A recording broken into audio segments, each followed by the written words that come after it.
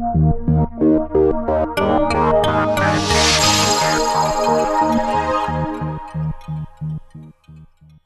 is going to vary from patient to patient, and I think one of the things that we do have is a lot of research that people will now have to step back and look at the research that already exists and what that specific dose of the drug, what effects it's going to have. And one of the things we know is that chemotherapy drugs, they're still going to be doing their job, so people shouldn't panic. They should contact the toll-free number that was given. I believe there's like an emergency number, and discuss with their physicians. Definitely, they're going to come up with a plan of attack for following up with each of these patients to make sure that they are responding as one would predict with that dose of drug. The fact of the matter is that from each individual perspective, it's very difficult to say, right? It's difficult, especially retrospectively, to say what the effect of a different combination of drugs would have been or a different concentration.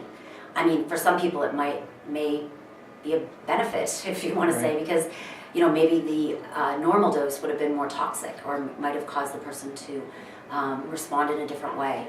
So it is very difficult. I think one of the big things that people need to be aware of is that it's a manufacturing error, right? And so I would hope that this type of a mistake is going to then institute better ways of us ensuring that this never happens again, right? So I think, especially maybe from the Canadian Cancer Society perspective, one of the things they do a lot of is advocacy and figuring out, what kind of steps we need to take to ensure safety. And maybe this is something that needs to be discussed, I would say.